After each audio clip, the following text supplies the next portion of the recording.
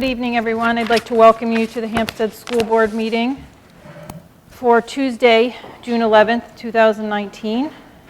Melissa, can you call the roll, please? Yes. Jason Giard? Here. Caitlin Parnell? Here. David Smith? Here. James Sweeney? Yes. And Karen Yusenka? Here. Pinkerton Academy Student Liaison, Emma Johnston? Here. Thank you. And also seated at the board table is Assistant Superintendent, Dr. Roxanne Wilson. Here. Okay, we'll do the pledge.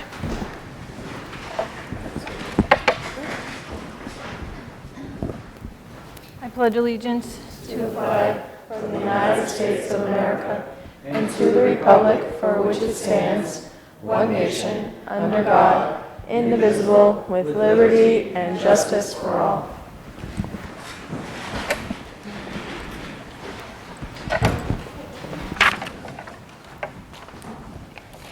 In your packets, you have meeting minutes from our May 28th meeting. I'll take a moment to review, and then if I can have a motion to approve.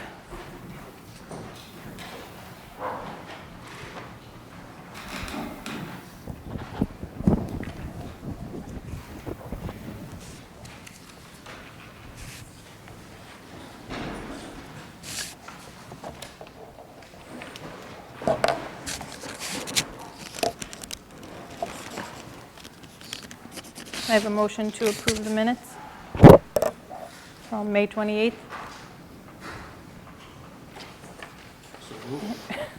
Second. Thank you. Any discussion? Yes. Under C, homework practices update, I would appreciate it if the minutes would reflect that I was in opposition to the administration's request to continue the homework practices as we have for this past year. I stated that based on the scientific evidence, my position is that we should eliminate homework in grades K through 6. And I would like that minority opinion in these minutes, please.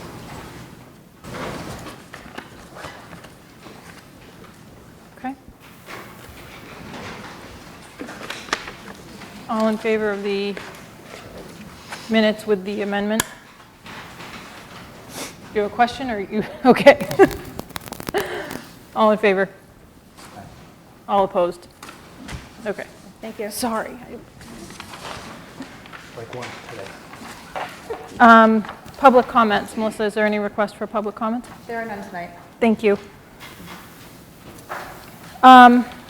Before we move on to the rest of the agenda, I did want to call attention to the fact that we have several administrators who are moving on to different opportunities at the end of this school year, and I wanted to recognize them because they have all been such an integral part of our district and the success of our district over the past many years.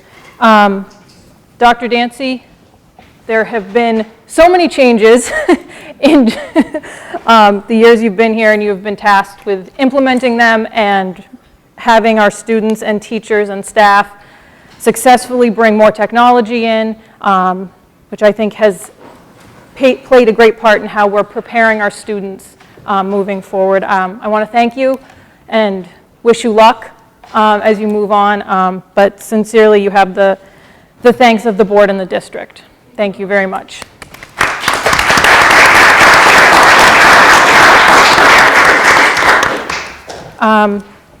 Mrs. Doris Bucco is retiring after many years with the district. And for those who don't know, I don't know how you could not know at this point, but Mrs. Bucco has done our curriculum, our assessments, professional development, teacher mentoring. The list goes on and on and on. I'm not sure that thank you is enough, because as a student of Hsdsb, as a parent of students, and as a school board member, there's such a tradition of excellence in our district, and you are hugely integral to that. So thank you is not enough, but did want to get you a small token and say thank you for everything that you've done.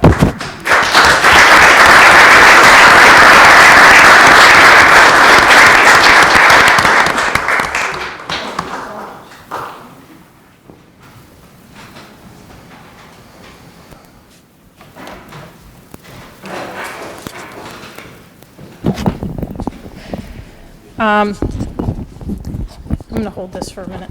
Lastly, we have Dr. Wilson, who, especially for those of us on the school board, has been a guiding hand, a steadying influence. I know personally I have learned so much from you and respect the time, the devotion, the countless hours that you spend for our district, for our SAU.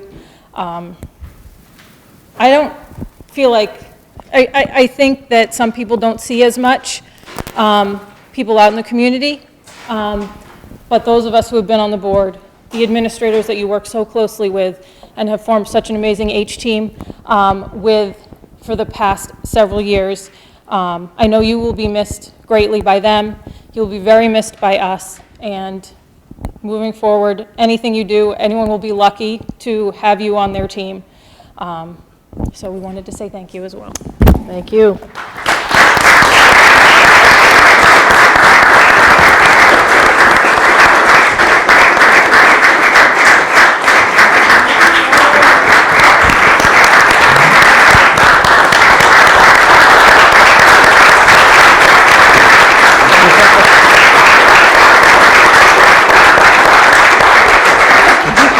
Speech. Oh, you're going to make me verklempt. Thank you very much. It's been my pleasure. Every meeting, every project that we've worked together has been thoroughly my pleasure working in this district with such a supportive board. It makes a huge difference when you have trust, and that's very evident with this board and with this district. Thank you. Thank you so much. Oh, It's over there. moving on. Administrative reports.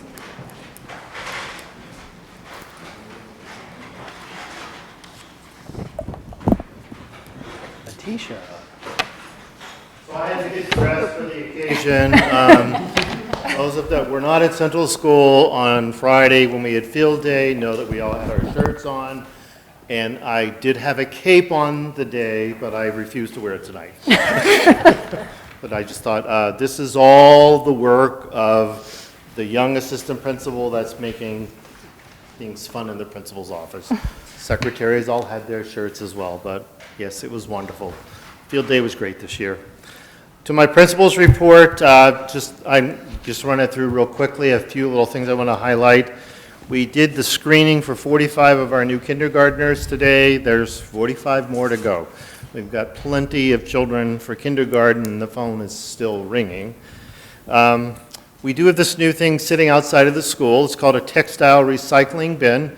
And just so you are aware what it is, it's actually a collection bin where if textiles are donated, we will actually, the company that we're working with will take it away and recycle it as textiles. Or if it's usable clothing, they will actually send it to people that could be using it. And at the same time, I know David Jasenka and I've talked about, we do have a local agency that accepts clothing as well. So if we do gather clothing, those are places to go. And a lot of this has to do with the fact that a lot of people have a lot of good clothing or bad clothing, and you're trying to figure out what to do with it. So rather than sending it to a landfill, this is our intention of putting it into a place that it's going to be of best use. Everything from that, you know how you have 14 extra socks that don't match? Toss it in there and they'll make use of it, all the way through clothing that maybe would be useful to put on the backs of a family that has need.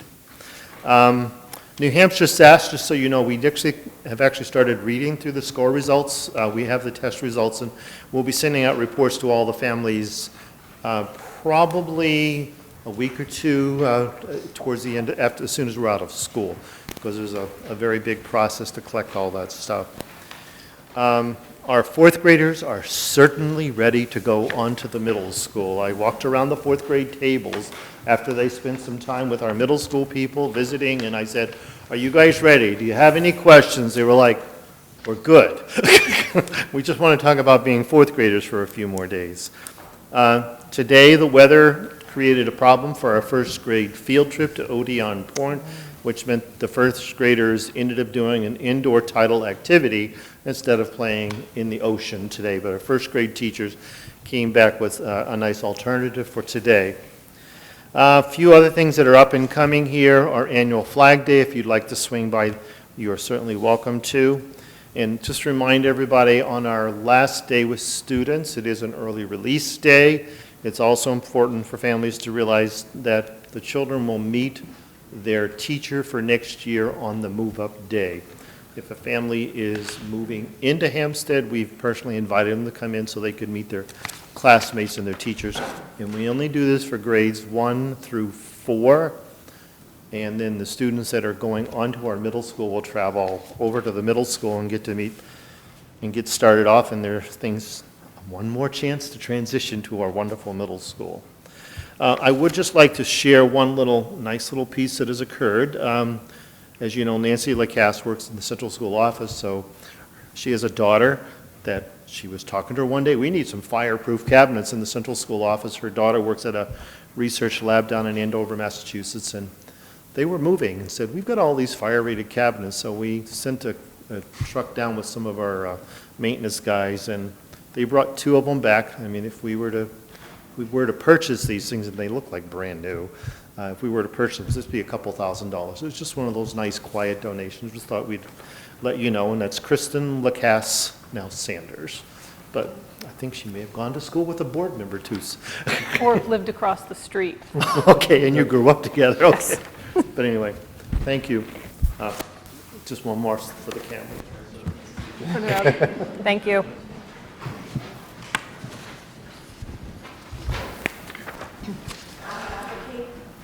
I chose not to wear it, didn't go with my outfit this evening. But hello, everyone. What an exciting time of year. We are so busy with so many things. I'll give you just kind of a rundown of things that are going down. We had a book fair last week. The families were invited to come after hours to look at some books through the Scholastic Book Company, and we have a lot of books that were bought for the summer to carry them through the summer. Thank you to Mrs. Connors and Mrs. Cameron for organizing this event. Our Spanish cohort, Mrs. Nesto's 7th grade cohort, put on a Spanish-speaking festival for their parents, and Dr. Metzler, you were there. Hola. And they spoke all in Spanish and presented food and served in Espanol. So thank you, Senor Ernesto, for putting that together for us. We all gathered last week for a retirement celebration of our administrators and staff that are retiring at Brookside. It was a lovely event. HMS Music News, the band and chorus had their concerts last week. And today they announced that we are going to do the musical Elf in December. So that will be the second week of December. We're going to have a lot of fun with multicultural integration, the holidays from all over the world, and that will prove to be a fun event. We hope to include the Hampstead Central School students as well and have a seniors performance as well. Our Freedom Trail field trip is slated for this Friday. The only thing that's came up today is that if the Bruins win, which some people say, well, everyone says they will win, they will have to cancel the Freedom Trail because that's where the celebration parade goes. So my first instinct was, well, let them go see the Bruins parade, but we're going to take it one day at a time at this point. So go Bruins. Our Washington trip, our children came home very late Friday night from a very wonderful trip. It was jam-packed. There was a lot going on. I have to thank Mrs. Wolf and the 8th grade team for bringing so many students to our Capitol. They went to the Smithsonian Capitol. The one event that I wasn't quite sure how our students were going to receive it was the Holocaust Museum, and down to every single child said that was the most intense experience and one that they will cherish forever. They took it very reverently. It was quiet. Our chorus sang a Hebrew song before they entered, and other schools were just tagging along, and it was they said it was, our kids got it. That's what one of the guides said, your kids get it. So I was very proud of them. So another successful trip, and we brought them all home. It's a good thing. Graduation is Friday. You are all welcome to attend at 6 p.m. Earlier in the day, we will have the 8th grade awards evening, or awards presentation for the 8th graders, and the whole school comes and celebrates their accomplishments. And last week, our National Junior Honor Society was, we had 27 7th grade students who were inducted into the NJHS with a 93.0 grade point average, as well as meeting the accomplishment of academic merit, leadership, service, citizenship, and character. So that was a lovely evening. Again, another professor. So thank you. Do you have any questions for me? Thank you.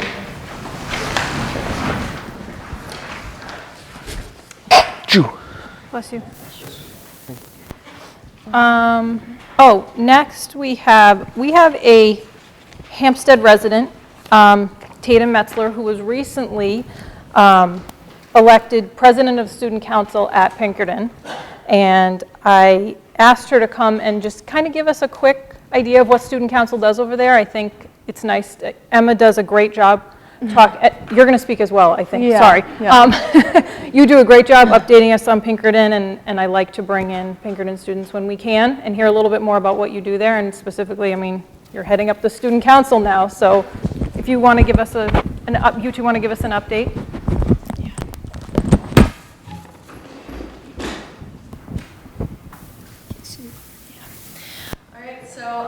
Our student council received the 2019 National Gold Council of Excellence, and we also had members elected onto the state council board. They were Madison Cresta from Hempstead as the Central District President, Madeline Downer as the Secretary-elect of the State Council, Emily Mountain as the President of the State Council, and myself as the President-elect. So this is a great honor for all of our hard work that we put into our events. And as for our Pinkerton Student Council, our historian is Erica Hassler from Hempstead, Caitlin Bennett from Hempstead as the treasurer, Holly Cardoza from Hempstead as the secretary, Olivia Brunel as second vice president, Emily Mountain as vice president, and myself as president. And this year we're working on inclusion and implementing many new ideas into our council, so we hope to bring this back to this board over the year. Do you guys have any questions for us? No, it sounds like Hempstead is well represented between all of you, so thank you very much.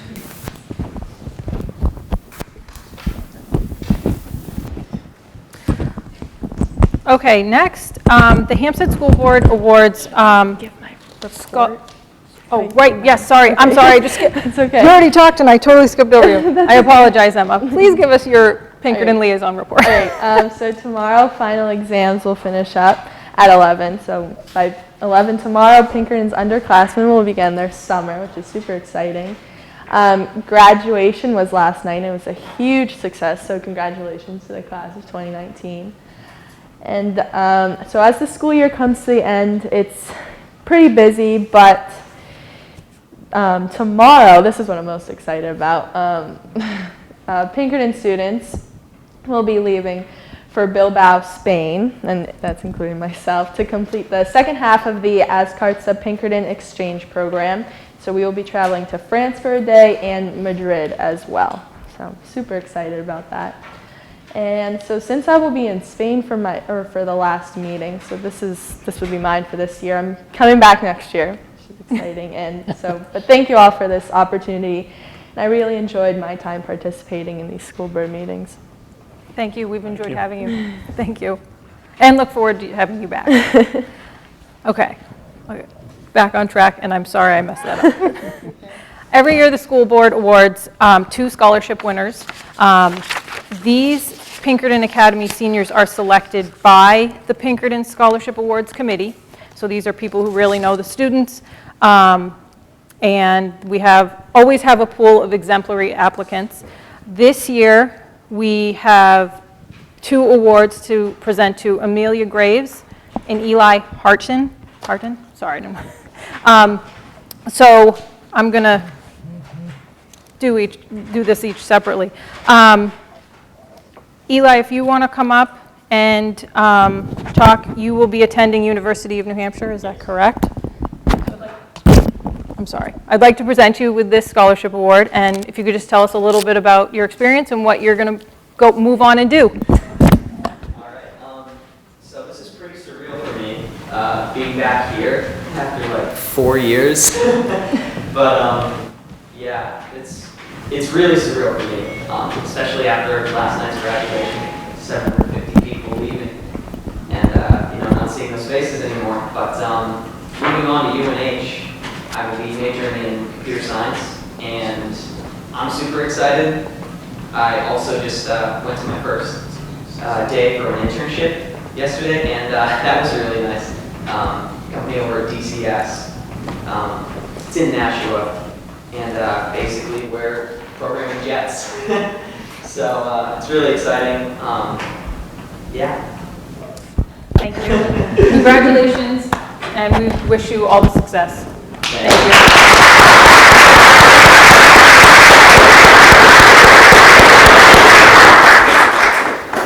Our next scholarship award winner is Amelia Graves, who will be attending Montana State University. Have that correct?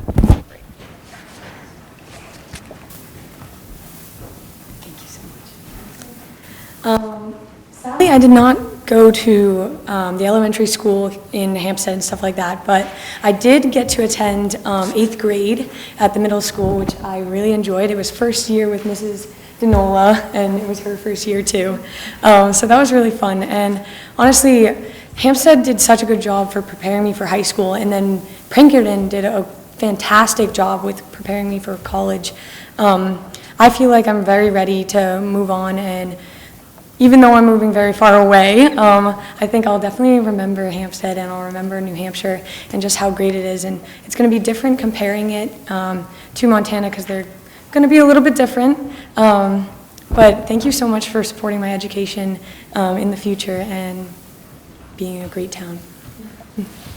Thank you very much.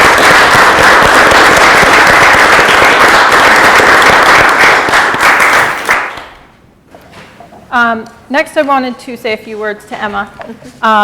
We really do want to express our thanks and appreciation for you being part of this board, because you are.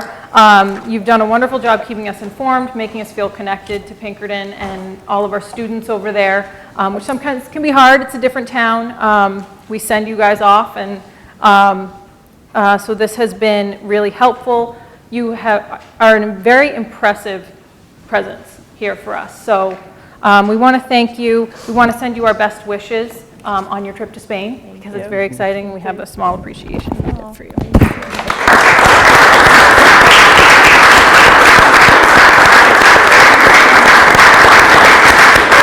Thank you. Have a great night. Thank you.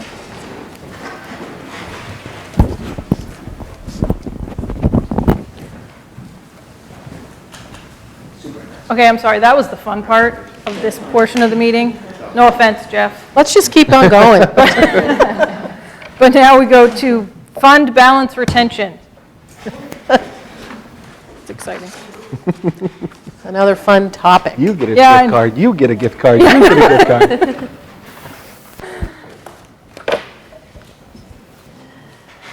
It's fun giving out gift cards.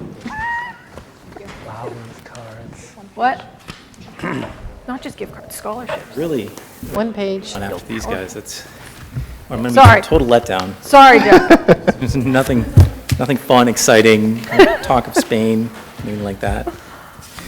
So in front of you, you will be receiving a copy of a budget status report as of today, indicating the current budget status for the Hampstead school budget. And you'll note that I'm projecting I'd call it an unencumbered surplus of $854,000 based on what we know today. That could change. I think the numbers will actually jump around a bit, and that could come out a lot higher than that. What that reflects right now, however, is what we'll call a retained fund or fund balance retention, which I know you've been on the for those of you who were on the board before, Yeah. last year, the board has the ability to designate a portion of your fund balance, your unassigned fund balance, your surplus fund balance for an emergency reserve next year. The school district holds those funds. They do not get returned to the town. Every year, if you don't make a nomination or election or a vote on that retained fund balance, it goes back to the general fund. So a year ago, almost to the day, this board, I believe, voted to put $300,000 into its retained fund balance. That fund balance can be, and we won't get that confused with the capital reserve fund, two totally different things altogether.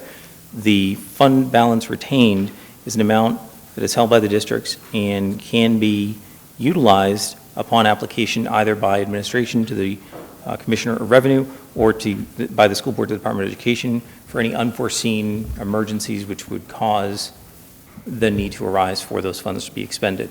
So they are held, they are not released back to the town to reduce the tax rate.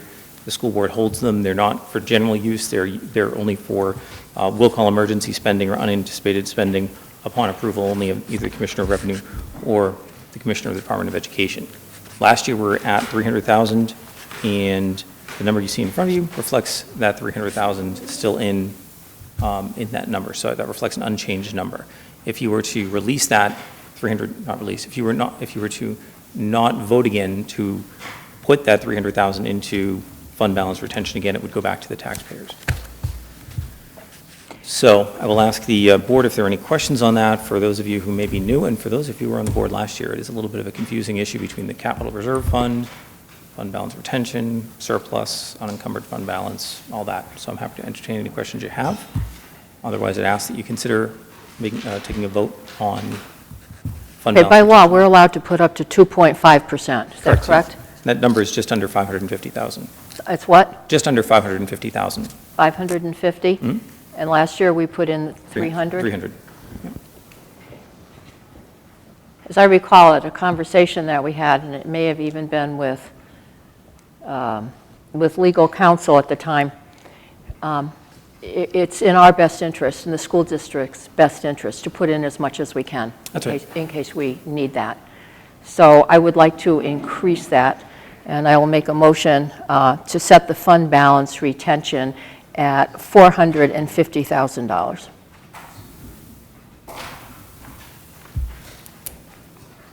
Is that the 2 point, is that the percent? No, that's less than 2.5. It's less than 2.5, Okay. but it's not the whole amount. Okay. I'm going to second it, and then I'd like to have discussion. So I'm seconding. I can't remember from last year, so this might be a repeat question. This is not, as you said, it's not like the capital reserve. This is not building over time. Correct. This is just, we're retaining whatever amount Yep.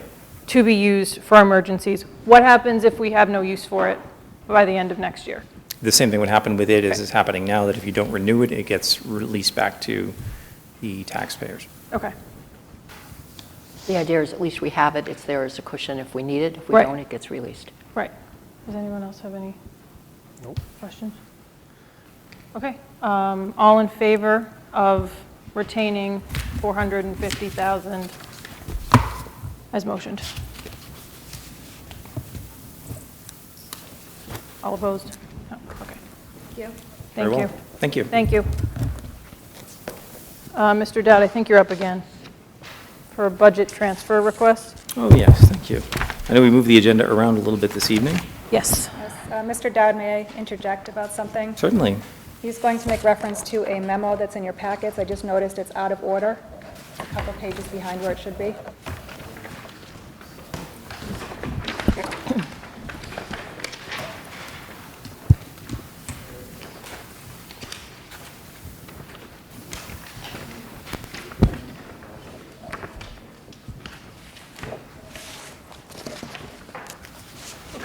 So in front of you, you have a memorandum dated from me on June 3rd, 2019, and pursuant to Hampstead Board Policy, DJB, relating to transfer of appropriations, transfers where $5,000 or more require prior board approval. In this case, I'm simply moving or requesting to move $15,500 from our special education tuition residential line to tuition other LEAs in the state. So it's going from the 1,200,569 to the 1,200,561. I've taken that a little bit out of order. So we're looking to use what was budgeted in out-of-district tuition funding. We're looking to use out-of-district tuition funding at another school within the state, what was originally budgeted in residential. We don't have the need for it currently in the residential line.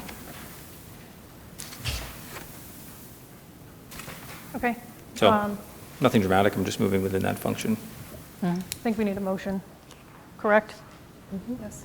Can I have a motion to approve the budget transfer from the accounts, from and to the accounts Mr. Dowd indicated? So moved. Second. Any discussion? All in favor? Thank you. Thank you. And I have one other as well, and that is perhaps may prompt a little bit more of a discussion. We have in the past done some learning opportunities for some of our Hampstead Middle School students with Pinkerton classes, particularly I believe in math. So that's what we've done in the past, math. And we didn't have that this year at all. If you recall, a number of years ago, for those of you who were on the board, we used to bus students early in the morning and bus back. It was rather disruptive in the day. We have been able to operate a conference style, if you will, in the past via television, by let's say closed circuit TV. The technology that we have is not, or was not really adequate for that purpose. There were a number of things that would go on during those classes. There'd be some interactive nature where it would be, you'd want to see both parties very well. If you're being able to see the classroom, classboard, or the whiteboard, and all that, it's a neat operation that they have. However, the equipment that we had was not supporting that capability. We no longer have that equipment because it wasn't supporting that capability. It's entirely possible that Pinkerton may end up switching, we haven't received an answer from them, their online learning, if you'll call it online learning platform.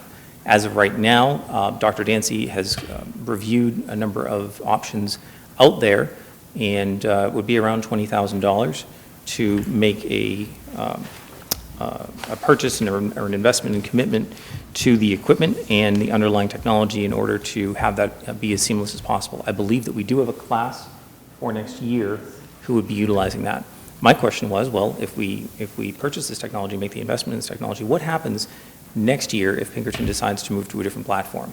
And it was a rather robust, I think, very, very good discussion on what our teachers are doing right now for some learning themselves, some professional development, and how they're delivering education to our students, and being able to have access to that online learning capability would be beneficial all around.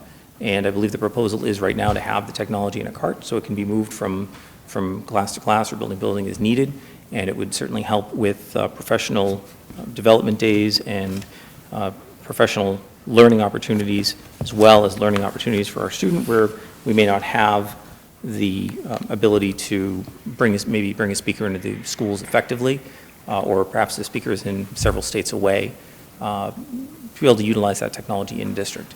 So I wanted to get the feeling on the board on that. This was something that came up very late in the year. We had not anticipated this need earlier in the year since we didn't have the need in the current year. I don't know if that's something that the board would support. If so, I would request that my office be allowed to make a transfer to cover expenses associated with that. You don't know what, so Pinkerton did not give you an answer yet. Still no answer. When will you get that answer? Because that piece of the puzzle is missing.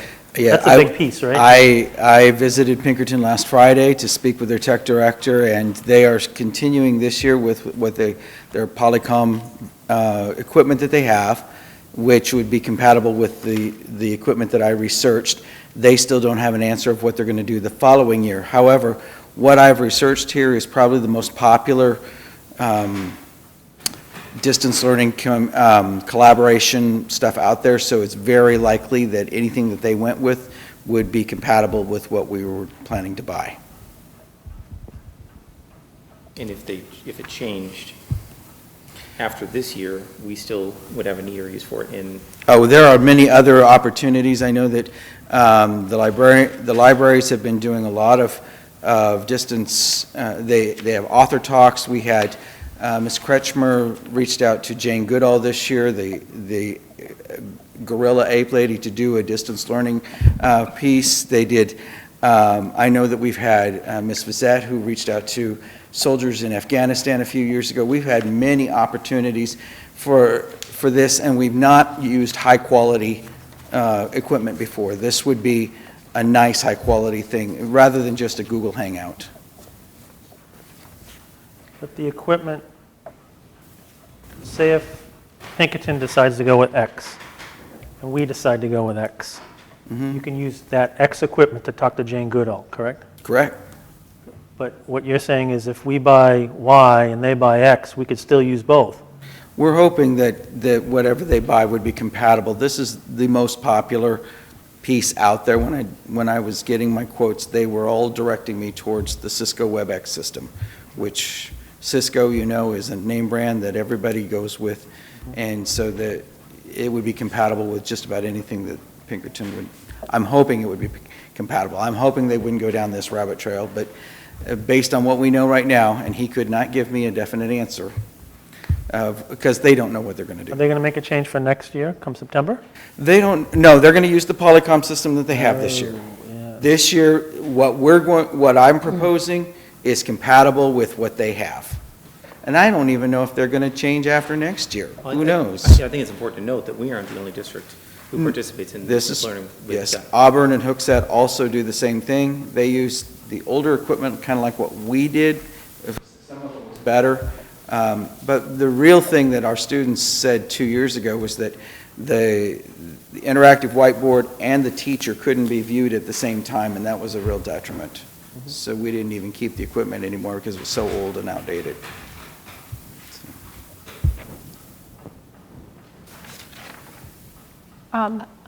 This may be a silly question, but we have funds to transfer. We do. Actually, what I would be requesting from the board is, some lines that are going to be report and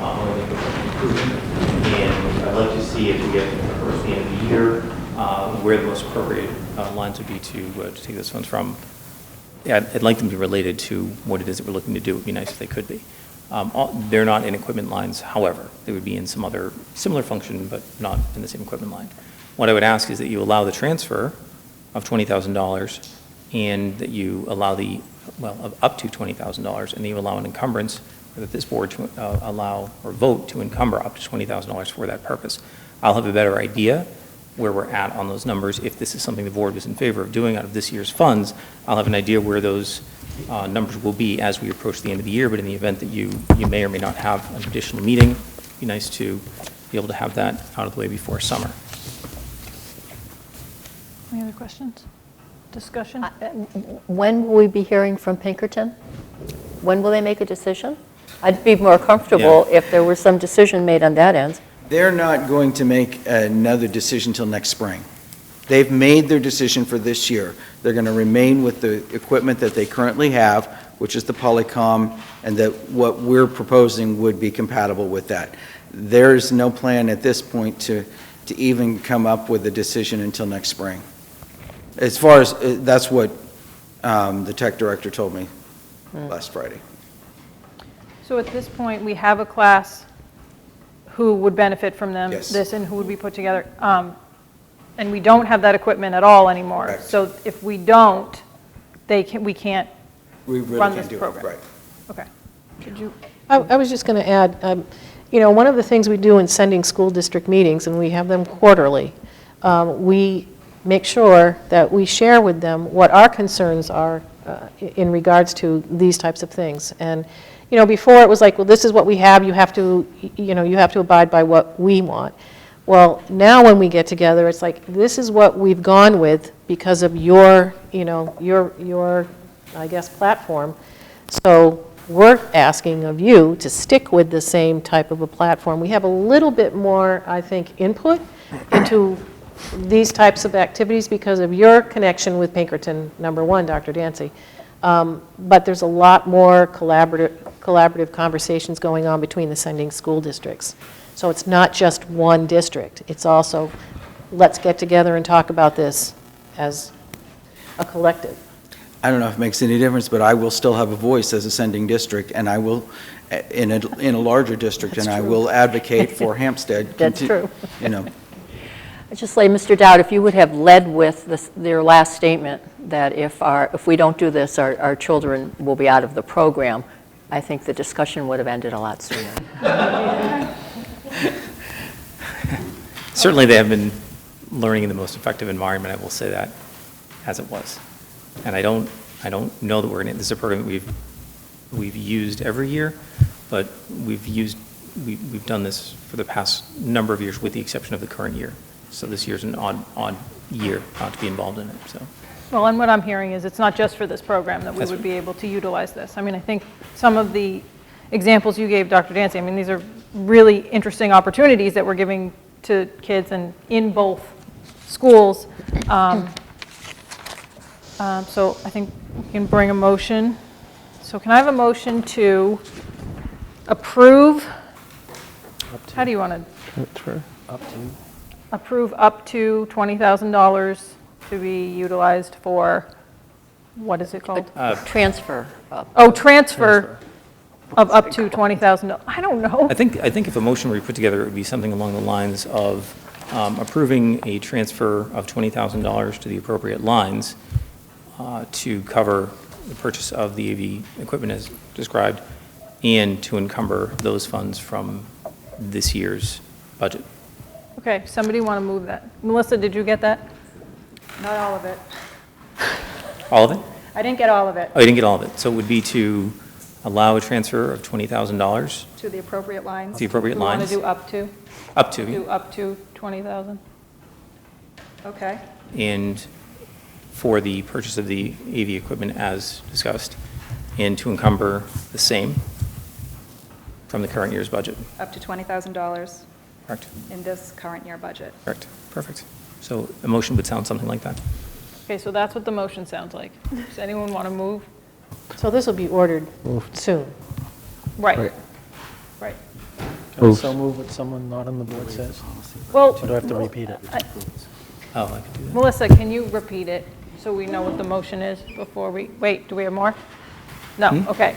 Can we have the motion read back so that then we can know what we're saying? Okay. So I have to allow the transfer of up to $20,000 to the appropriate lines and the encumbrance of up to $20,000 for expenses related to the equipment as presented for the technology piece in the current budget.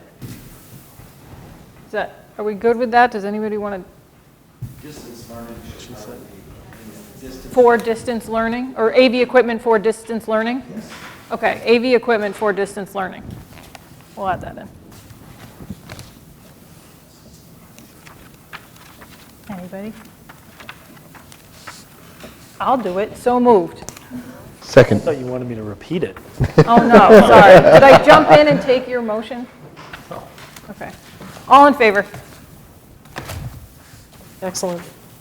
Okay, and now that you support us with this great technology, right, we can formalize the commitment. Like, we'll see that as a goal, 21st century learning, distance learning, so we'll formalize that in a goal, and then you can put it on the back burner for future agenda items, so we can come in and talk about how we're using the equipment, probably sometime late fall, early next year. Yeah, that'd be great. Yeah, if we can add that.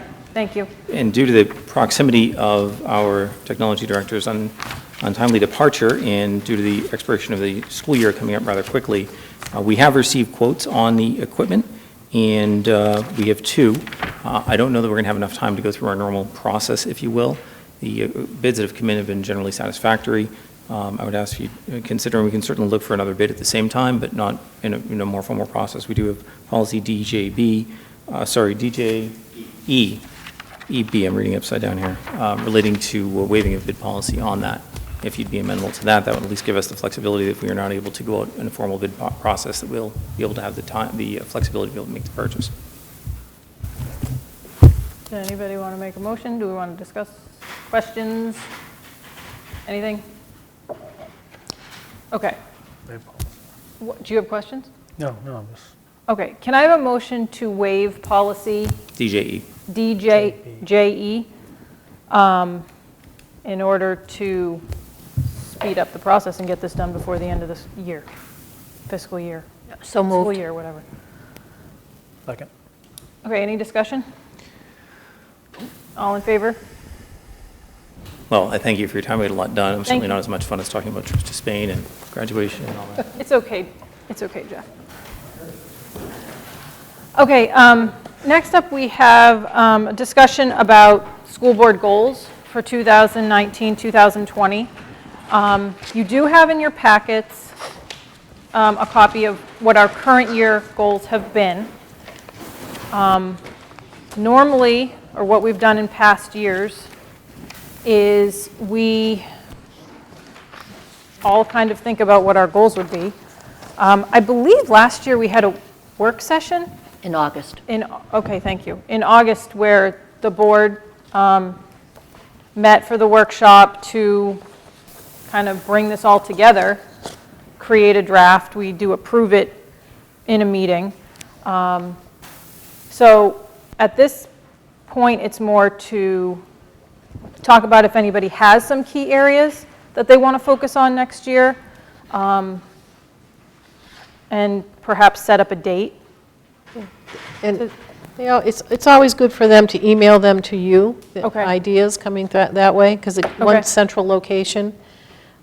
We do use these goals to set our goals for schools and for some of our PD. So anything that you can do in August, I think will be a great way to start. It would be nice to have these probably available to be approved for our first meeting in, which is usually the end of August, but right before school starts, Right. usually. I'm sure we have a calendar in here and I don't have it available, but, so, yes. Comment. Yes. Not to discourage any new ideas, but only to say, keep in mind that we don't have to have new goals every year. And some of the goals that we do have can carry over from year to year. And looking at the year ahead of us with the many changes that are going to be taking place within the district, I think some of these are long-term goals to begin with that we want to keep in place. So I just want to say, for the new members, don't think that we have to discard these and start over again. A lot of these goals, the strength in these goals is in their continuity, that they will go from year to year and not change. So I just wanted to put that out there.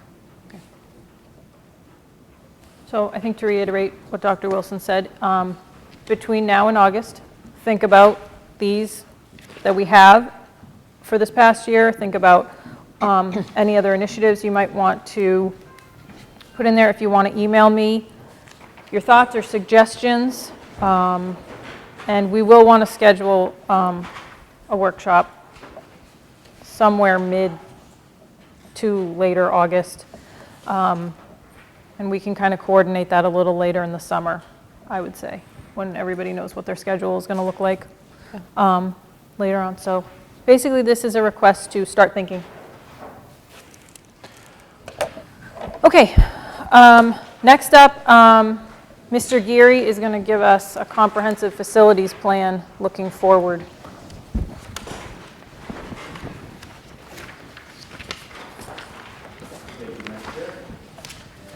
Should start off, so I was listening to documentation regarding technology equipment, and state right up front that our children have a need for quality facilities and quality learning environments.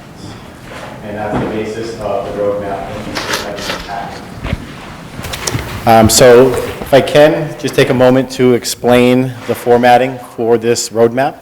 Okay, this is a one-page summary of all my working documents that I've been collecting since I started working for the SAU. You'll see on the x-axis is 10 years across, so this is a 10-year phased plan for the middle school. On the y-axis, you'll see all of the tasks associated with renovating that building over the course of 10 years to bring it up to modern standards and to keep delivering quality education. I should note, I did not include the central school on this format. I think that year after year, I have come in front of you and stated that the needs for the central school They've been clearly stated to the public, they've been clearly stated to the board. I don't want to reinvent the wheel. A lot of work went into that plan to satisfy the central school. So that's why you see a format like this just for the middle school. So as you can see, this represents, it's similar to a Gantt chart which you'd see in project management across with the timeline, but I've also included the cost per year. Then if you follow the x-axis all the way across and go down the y, you'll see the total project costs. I did meet with Mr. Smith. He was gracious enough to come to our office and be in the facilities liaison to present this format. He showed great support for that. And before I list the projects, I'll bring your attention to the line graph in the bottom right-hand corner, where you can see the trend year to year on the spending that would be needed to complete these projects. In the left-hand bottom corner, you will see what we have for a capital reserve balance right now, and then with a contribution similar to prior years. So that's just another mechanism that we could look at to help defray some of the spikes that you see in that line graph. You'll also see historical facilities budgeting going back to the school year 16-17. And at this point, I can go through the projects. They're not listed in priority. I tried to organize it close to the years where it would start. So you would see the replacement of the flooring. Right now at the middle school, as you know, the majority of the classrooms have carpeting. As we experienced this last fall, I should say, one of the recommendations from the air quality assessment was to start phasing out the carpets and install a hard surface flooring. So you'll see that over the course of 5 years. Replacement of acoustical ceiling tiles. Anybody that's been through the middle school, they have aged. There's a lot of sagging. And we would replace those at the same time as the flooring. I would phase that into doing those at the same time, right? So we're doing a classroom complete at a time, right? We're doing the painting, we're doing the flooring, we're doing the ceilings, all at the same time. So I came up with a phase where we could start with a certain grade and then loop that throughout 4 to 5 years. MEP replacement, that's an abbreviation. I know we deal with enough acronyms in education, but in contractor speak, mechanical, electrical, plumbing, and fire protection. Below that, you see painting. Of course, that's painting the classrooms, cafeteria, hallway spaces. Another one you see that may be a new concept is the installation of digital classroom displays. Right now, we have projectors in most of the classrooms. The standard that is being used in classrooms, offices, conference rooms across the country is installing a large display, LED. You could call it a TV, but it's really a display. You can display work better. We would look at the collaboration factor where students could share their screen on their one-to-one devices, being able to beam it up to the screen and have that collaboration. As you can see, that's a 4-year project, so you would look at looping that, starting with the 5th grade, completing that, moving to the 6th grade. So that group of students, they would have new learning environments as they go on from grade to grade. Renovation of Library Media Center. This is where I went back to some of the previous studies that the district has paid for and spent a lot of time. And if you call up the bread loaf study, especially for the middle school, there was a library media commons that was suggested in that plan where we would open that space up with it being the heart of the school and making it more student-friendly and more collaborative environment for more than just its current function. Below that, we have the renovation of the cafeteria. We could do some painting, some artwork, new ceilings in that space, and just clean it up a bit. I think it's well needed. Restroom renovations, it's going to be that same looping approach where we start with a section of the building and we just refresh the bathrooms. You have old floor tile, partitions, wall tile, and that are in desperate need of some updating. Below the restroom renovations, you'll see miscellaneous general maintenance, and those are the things that I look at as lockers, doors, just the things that have to be replaced on a schedule. And without calling out those individuals to make this a 10-page report, I think that's a responsible number to carry for a yearly budget for the middle school. Parking lot and sidewalk upgrades, you'll see that's pushed out to 26, 27 because the intent was to take care of the interior of the space where the children spend the majority of the day. Let's take care of the inside of the building. I heard that loud and clear from the board last year during budget presentations. Take care of the learning environment first, and we'll work our way up. Below that, you'll see replacement of windows. That is a 26-27 project. Replacement of roof sections. I feel we could start that in 22, 23, and do it a section of the building at a time. So we're doing this as, a phased approach rather than doing it all as one big project. Potable water, you'll see for $125,000. I think that would be, try to time that around the pipeline project from Manchester because that might have an impact on being able to tie into a public water source, which would be better overall for the school, for drinking water especially, and it lowers our requirements for water testing. Sanitary stormwater system, you'll see that's pushed out to 24, 25, and that would dovetail into the parking lot upgrades. So we would want to take care of any stormwater and septic issues before we go and finish the parking lot. And at that point, I think, kind of a good leader who's taught me to kind of start with the end in mind, right? So I said, what is the building going to look like 10 years from now? And I worked my way backwards on this roadmap, and I think it would get us in 10 years to a completely renovated school.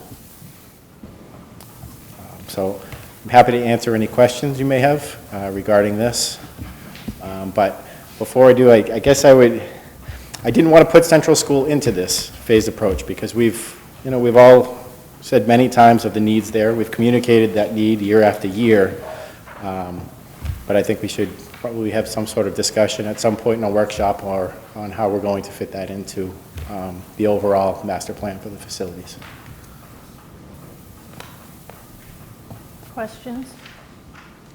Go ahead. I think a couple things to note that we discussed was that this does not take into account inflation.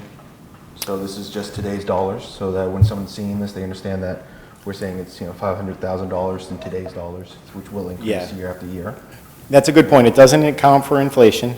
And however, it's hard to predict 10 years from now what the cost of building materials are going to be, but I'm using this as a placeholder so we can kind of look out 10 years from now. But it is a good point to bring up that it doesn't account for inflation. And then understood about the Central School. One thing I think it would be important to know, though, is the ongoing maintenance costs of Central School that we discussed. Yep. So that the board understands that, yes, there's things that we want to be done for renovations, but there's also things that the ongoing maintenance that we're going to have to do every year, no matter what is done in the 60s wing, no matter what is done with the gymnasium. Sure. So I think that's important to know, too, for everybody. Yep. I would estimate in a year like this, when we budgeted last year, I would carry about 40 to 50,000 overall for general maintenance and upkeep, just to keep the doors open at the Central School. That's any repairs that come up, but that's usually what I reserve for that school at the current time, with knowing that that we put the project out for the vote on a yearly basis. And that includes that keeps the building safe and operational. That includes what you said before about like lockers, painting, all that is all in that $40,000 to $50,000. Correct. I wouldn't go as far as painting because a lot of that, try to narrow the scope into not duplicating efforts, right? So it wouldn't be responsible to spend money on items that are going to be addressed in the project. So that's almost where I need the direction. Okay, for clarification, the historical facilities budgeting numbers, those are for both, that's our district. That's a district account, the 4600 430 account, and that's where you would see a lot of the major projects, whether it be a roof project or major HVAC work. The big ticket items are taken from that account, the 4600.430. Okay. I personally really appreciate this look because we started talking a little bit over the last year that there has been a lot of effort towards Central School, as it should be, in terms of that project and everything, but that middle school is aging. And middle school, you know, we knew or got more information the beginning of this school year with the air quality that we were addressing, and you were very upfront with us and said, this is equipment that's aging and is going to need to be replaced, and kind of seeing it broken out like this, it makes it, to me at least, a little more manageable. And we haven't really had this look, well, not since I've been on the board anyways, to really see, okay, this is what it's going to take, this is what needs to, these are what need to be addressed, without doing, you know, potentially having to go out and asking the town for either additional bonds or anything like that, even though we know those are still there, but this is really helpful to me. Yeah, and I can tell you that you wouldn't have seen this because I hadn't even seen this type of format before. It was just I don't think it hours of sitting at the whiteboard and saying, how can I lay this out for the board in a one-page document that we can keep going back and we can refer to. And it's all, we can manipulate it in Excel, we can drag boxes across, and, you know, if the years don't work. So, I mean, I'd like this to kind of be a guiding document that we would use for this long-range planning. We can move things around, we can move tasks, we can add them, but the beauty of it is that we can manipulate it and we can change it. It should be a living document. Yeah. Anyone else have comments or questions on this? Just thank you very much for all the effort you put into that. Appreciate it. Oh, you're very welcome. Thank you.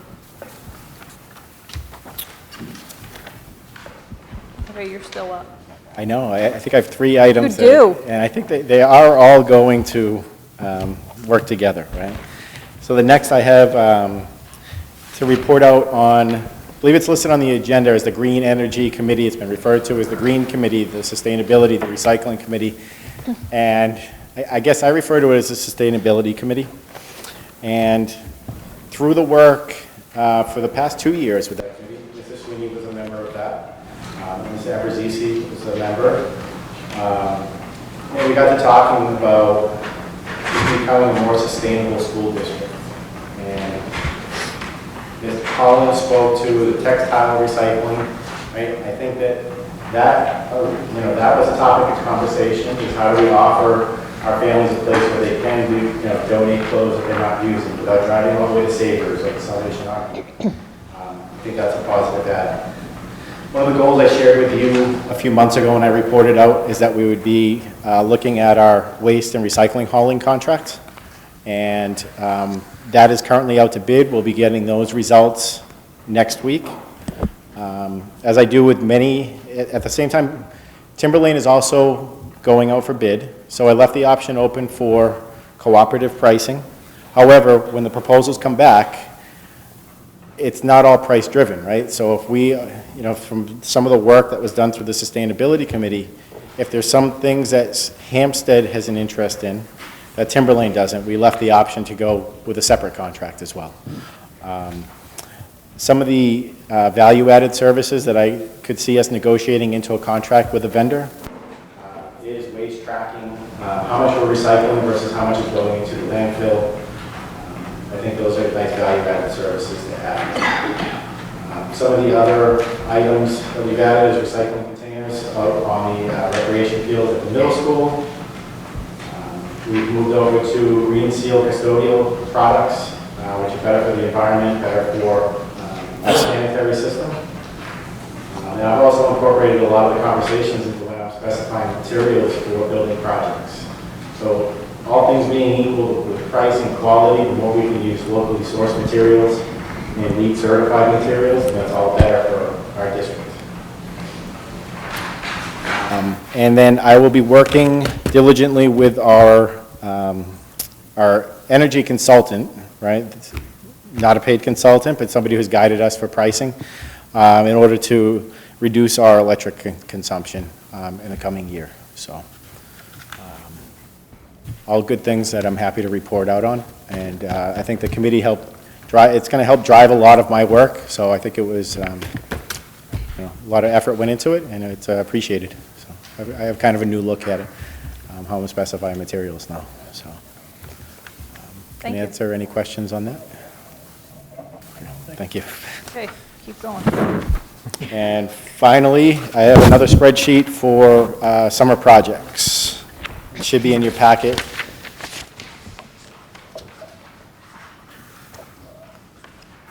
And I will run down, if you have it in front of you, at the Hampstead Central School.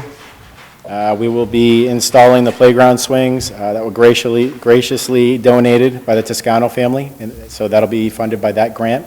So big thank you to them. It was best to wait for the summer to do that work, so we didn't have to shut the playground down for recess time. It's not a popular decision among the students when you shut down a playground in the springtime.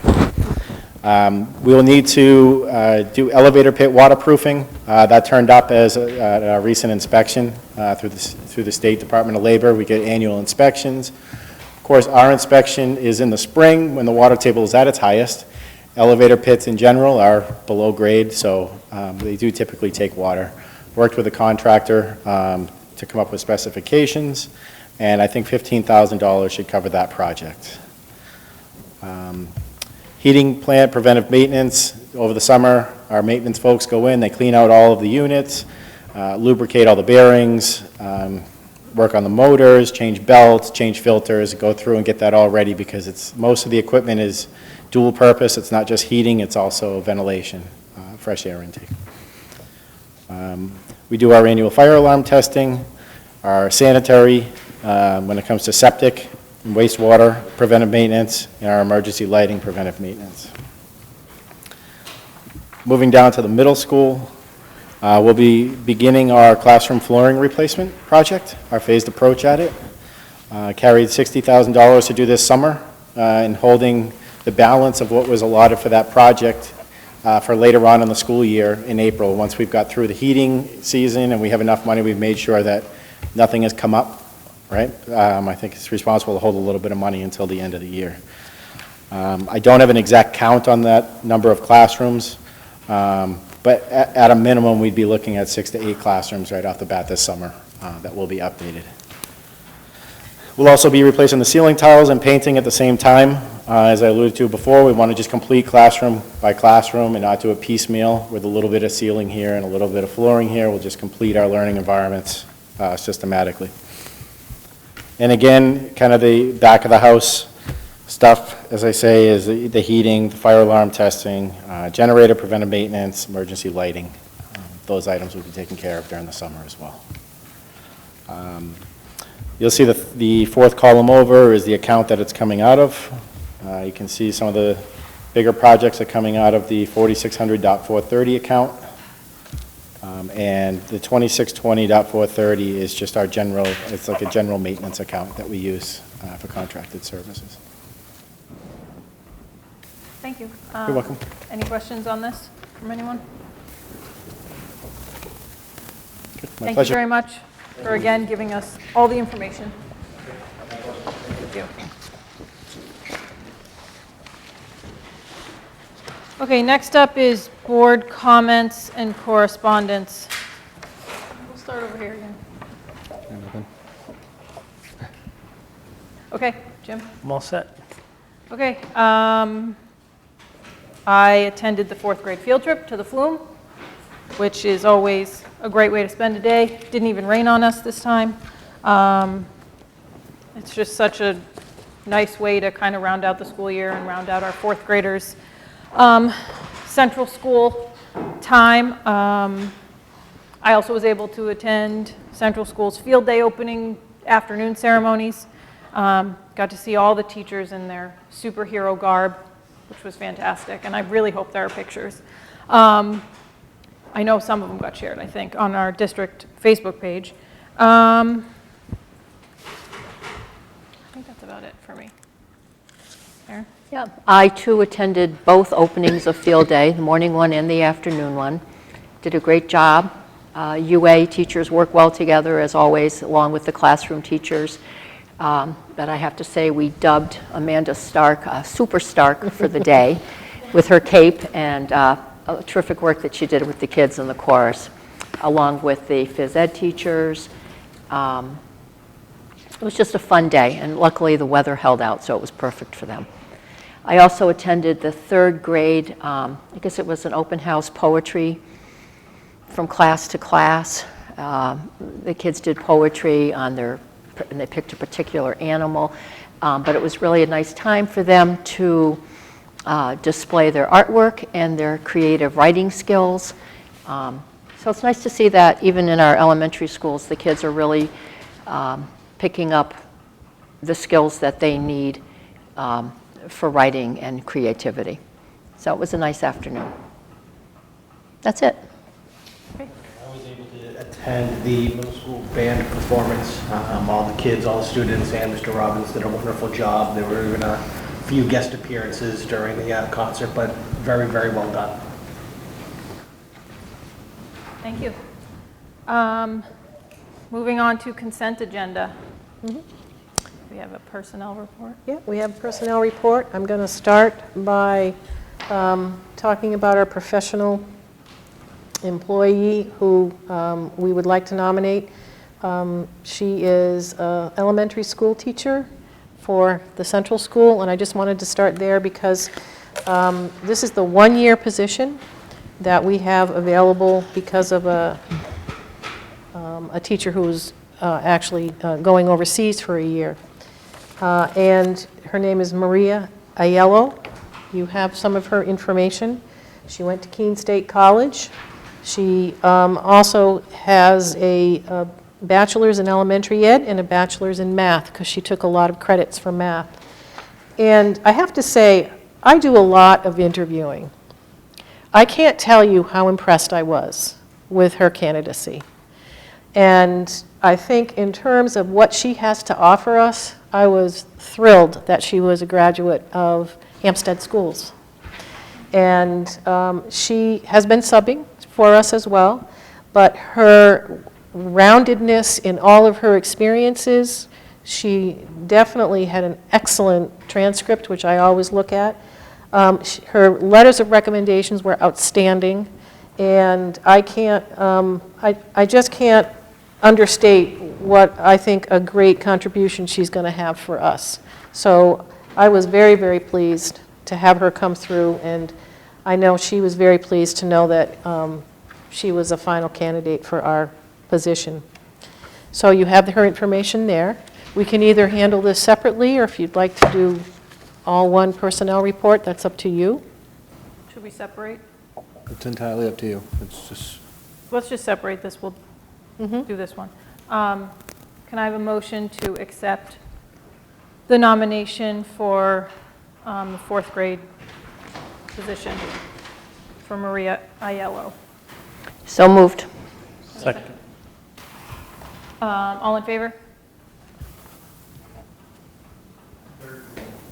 Oh, sorry, third grade.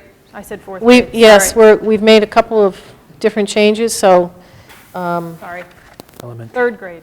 Elementary. Yeah, you should have just said elementary. Just elementary. Hampstead School District teacher. Yep, you're exactly. right. Shouldn't That's get what more they all say. detailed. Yes. Just confuses me. Well, that would be great. She'll appreciate Okay. all of that. And I believe Thank you. Metzler is going to give us another nomination. Yeah. well, good evening. Thank you once again for allowing me to come here and make a nomination for staff. First, I wanted to thank you also for the opportunity. We're in a pretty aggressive reorganization.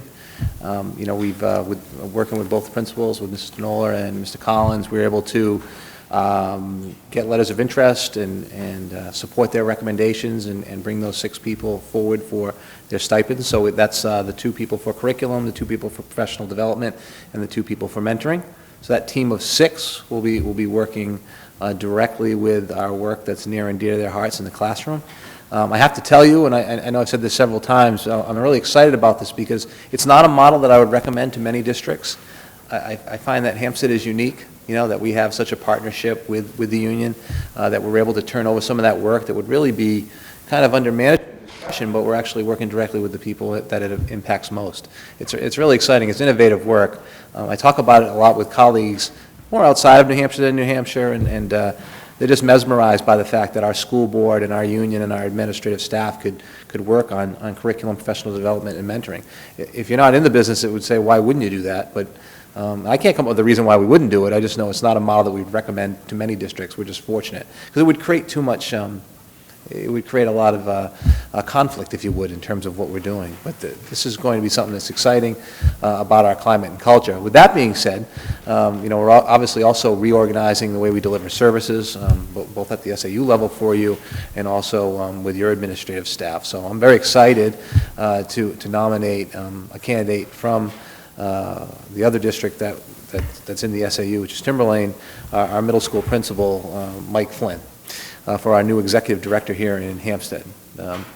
Dr. Wilson has all his credentials, but what I can tell you is, I've interviewed thousands of people in my career and bringing people on, and I met Mr. Flynn, right when I first started, and we brought him on. We created a dean's position. He did a great job. Then we had another need. We moved him into an assistant principal's role, did a great job, moved him into a principal's role, and has continued just to do an outstanding job. And I've asked him to do quite a bit. And I have to be honest, I asked him, to think about applying for our technology director several years ago. And his feeling was, I need to be successful at running a building before I move on to the central office, so could I please have that opportunity before I move into a central office position? And he took that opportunity and did a great job. We came from his graduation ceremony earlier this evening, and he has a couple of his administrators that are here with him, which I think are great. A couple of assistant principals that were also part of that celebration and wanted to be here to support Mr. Flynn. But I think, Dr. Wilson, if you'd read off some of his credentials. He has a BS in marketing from Southern New Hampshire University, Master's in Business Administration, Southern New Hampshire University, a Master's in Business Education, Southern New Hampshire University, and from the University of New Hampshire, he has an education specialist in educational administration and supervision, which I'm sure gave him his principal's certification. He has been the academic dean of business and ICT, which is information, communications and technology. That's where he gets a lot of his background as a computer technology teacher.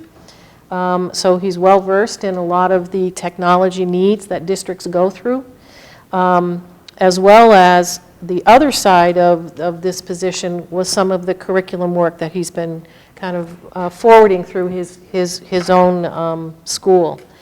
He also teaches as adjunct faculty through the Graduate School of Education in Southern New Hampshire University, and he's been a teaching fellow in marketing management at Harvard University. So he's done an awful lot in terms of his career in integrating his ability to solve problems as an administrator and yet at the same time move those initiatives through for student achievement. So, and I appreciate that. And so as I started to say, I've interviewed many, many people, and you're always looking for who has it. He has it. And this is an investment in the future of Hampstead. I couldn't be any more excited. I love working with him. Those are the things. Those are all the good things. Then there's some other things you need to know.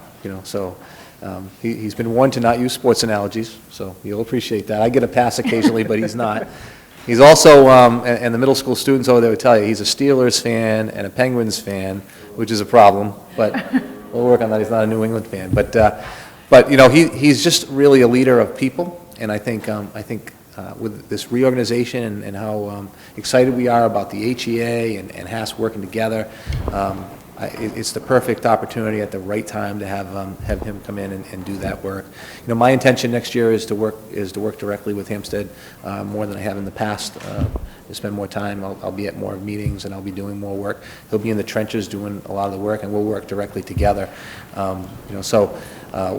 With that being said, it's just an honor and it's a pleasure. I want to nominate Mike Flynn for our new executive director here at the Hampstead School District. Thank you. We have a motion, and then we will discuss if needed.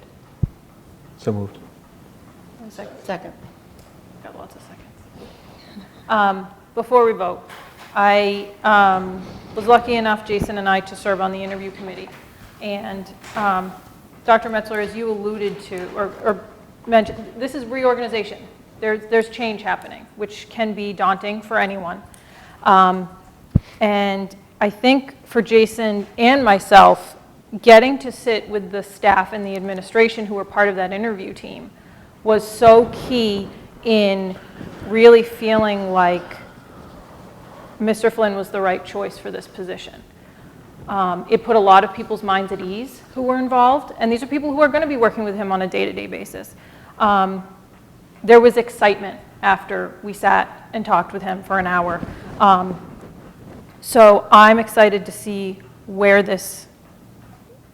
how far this takes us and how much it continues to improve our district. So I'm going to go ahead and say, all in favor? No. Thank you. Congratulations, Mr. Flynn, and welcome.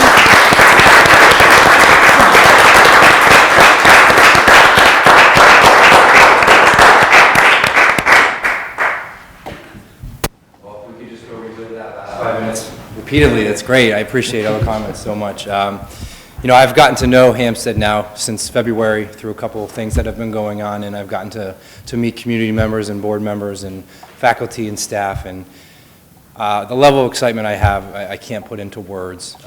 Also, my level of appreciation, I said to the interview committee at that time, to entrust me to take the district to the next level. Sounds like I already have a goal that I'll be back in the fall to talk about the new equipment that we're purchasing for distance learning. But the excitement I have for these kids and what we can do and where we can go, I'm looking forward to working with each and every one of you, and I know Mr. Nola and Mr. Collins as well. So I mean, I'm smiling ear to ear. It's something I've been looking forward to, so I thank you guys very much. Thank you and welcome. Welcome. Thanks. I'm excited. Glad to have you aboard. Thank you.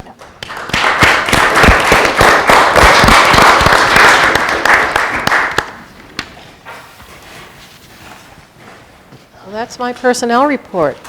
Okay, personnel is done.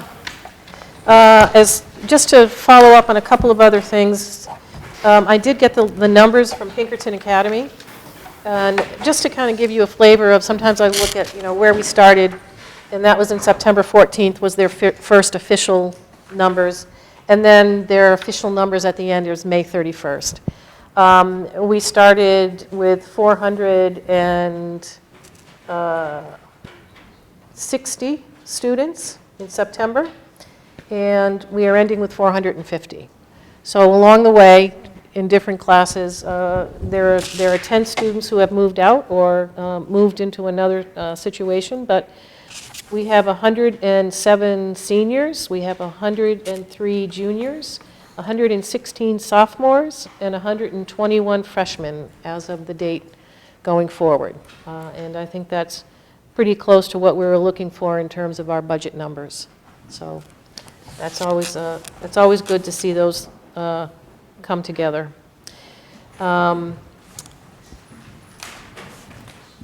That's all I have, other than the fact if you had any questions about whether or not you're going to have a meeting, I just wanted to remind you. Right. You have one scheduled. You have to either officially cancel the next meeting, or you can decide what to do at a later date. But I wanted to put that out there for you.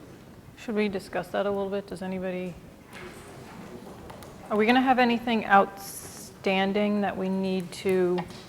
I think we just tidied up everything Right. with the fund retention, and so I think we're going to be good. From now on, anything from the personnel roster can be handled through the personnel summer hiring process. And then, I think that's Jim, is that you coming down? Recall, we didn't have one last year, the end of June.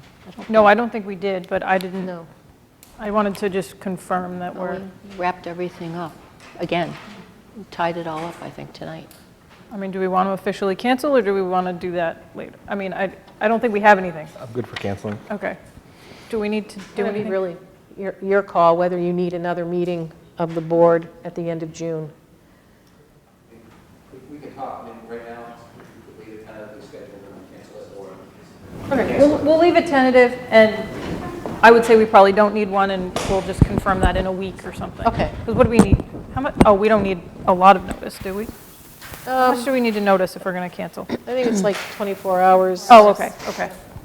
We'll know before that. I'm not going to make people. Okay. sit in suspense. I'll be waiting. You'll be waiting by the phone. I No, do, it's not on your calendar. I would request a non-public for a short personnel. Does anybody have any other business or old business they want to discuss? I do.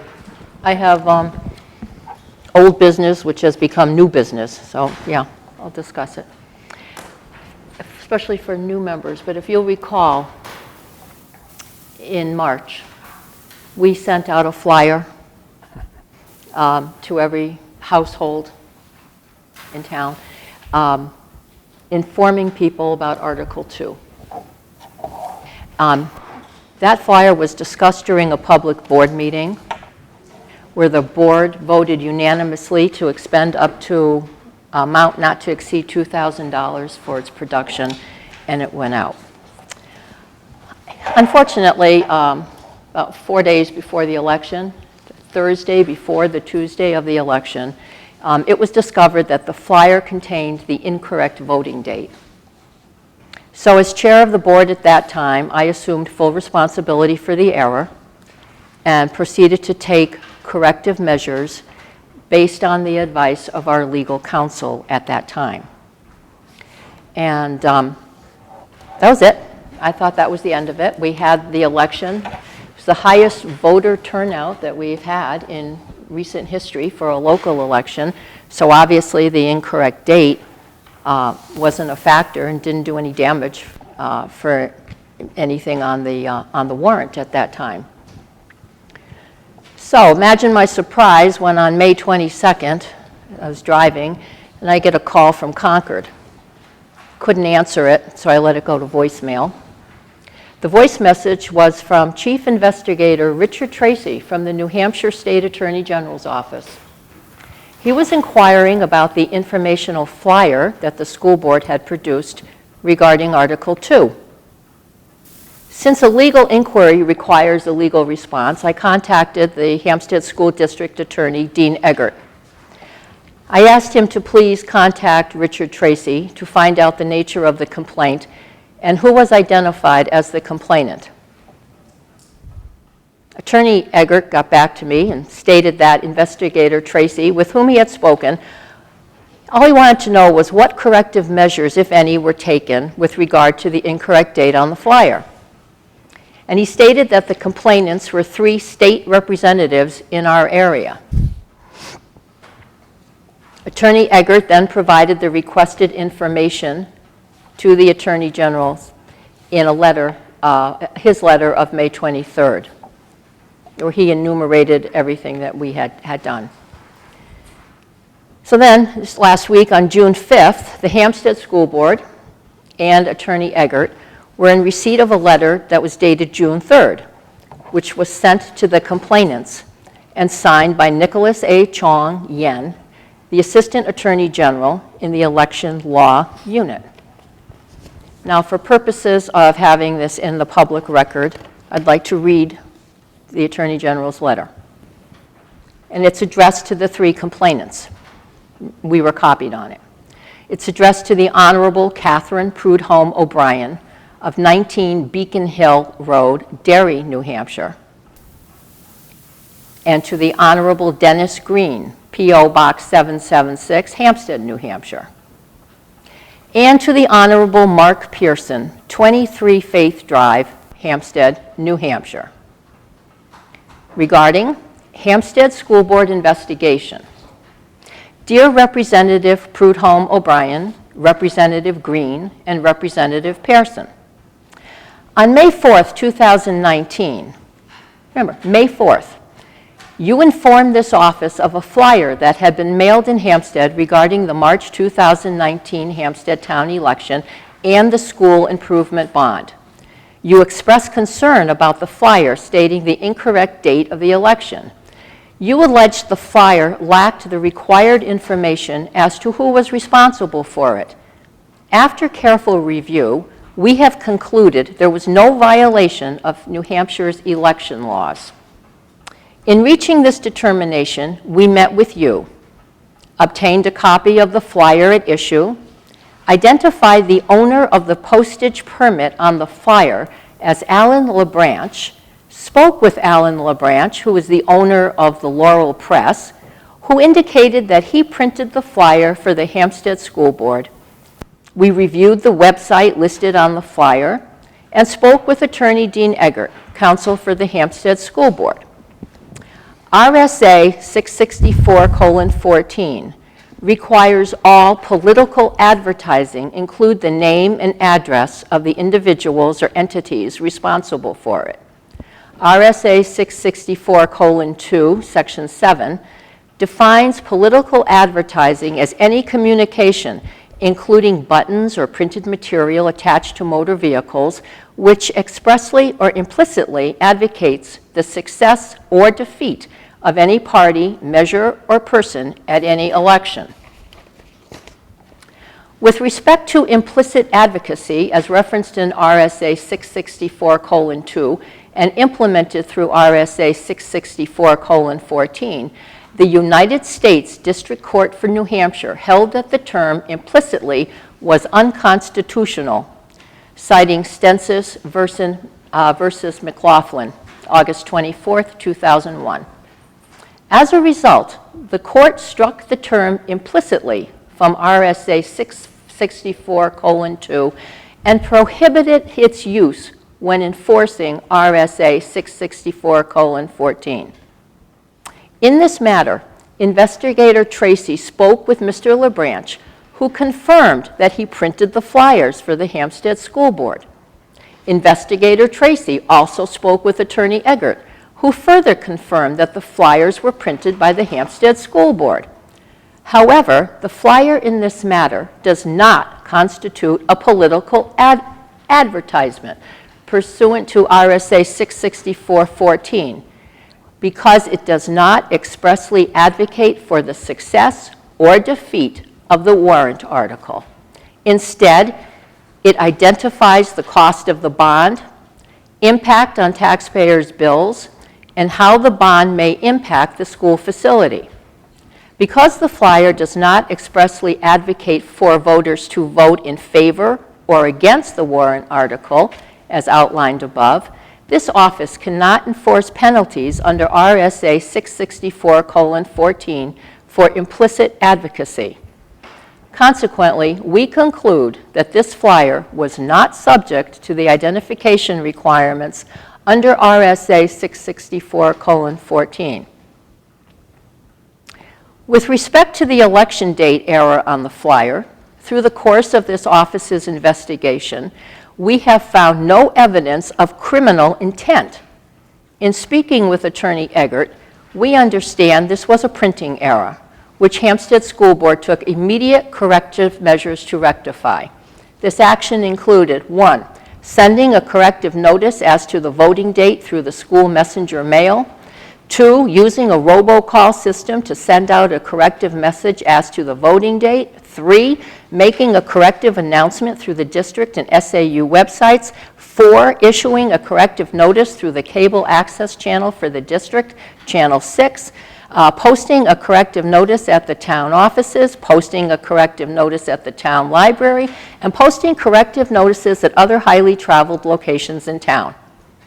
Furthermore, during the deliberative session of the Hampstead School District, both the meeting minutes and the meeting recording indicated that School Board announced the correct date of the voting session.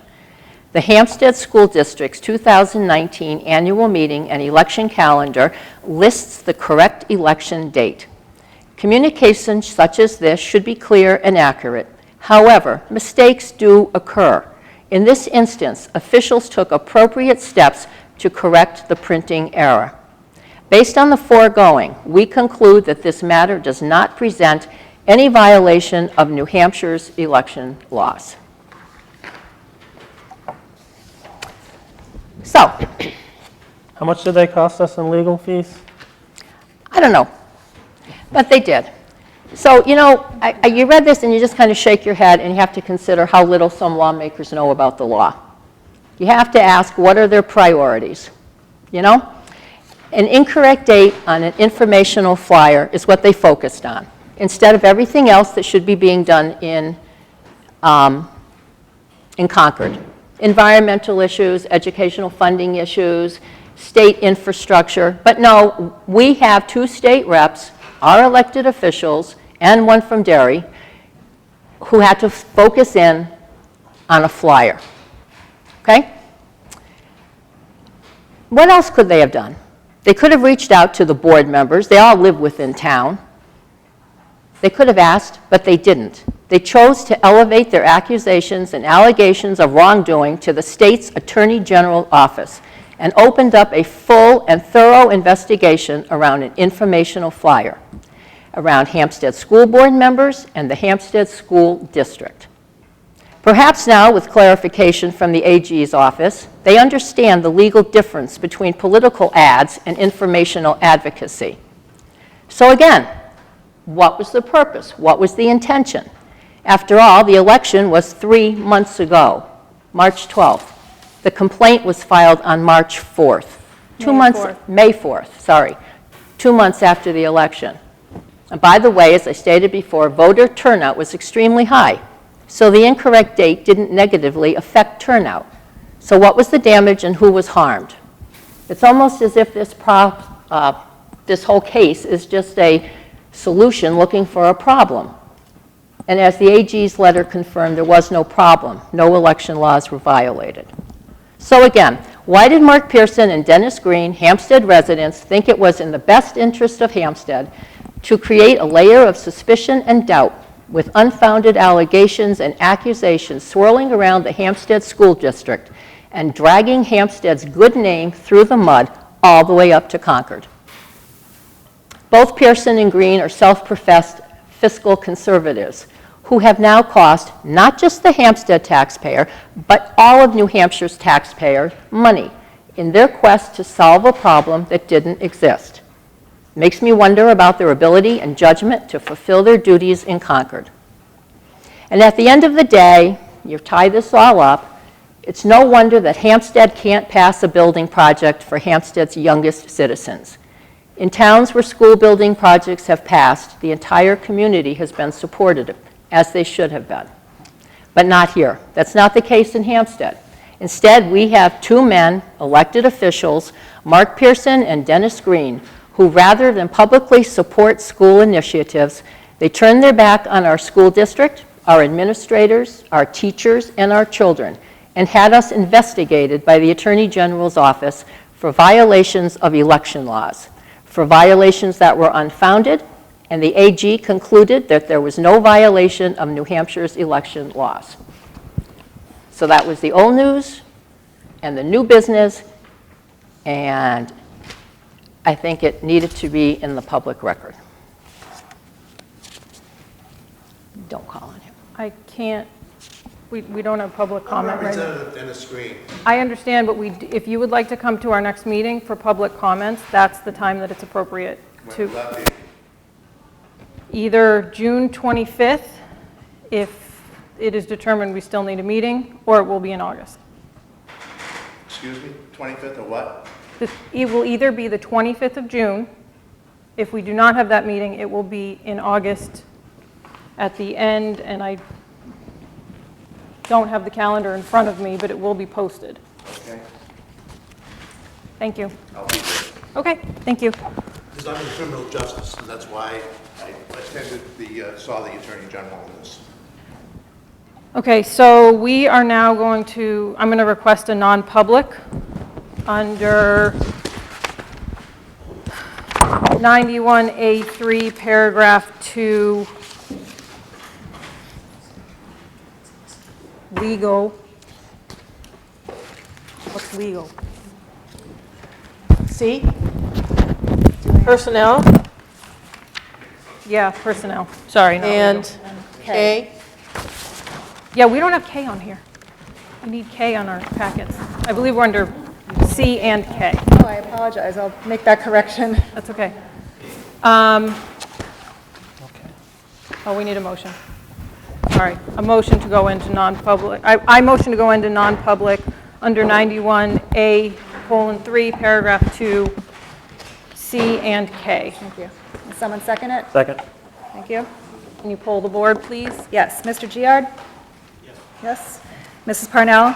Yes. Mr. Smith? Yes. Mr. Sweeney? Yes. And Mrs. Yasenka? Thank you. Cable, we will not be coming out and making any decisions.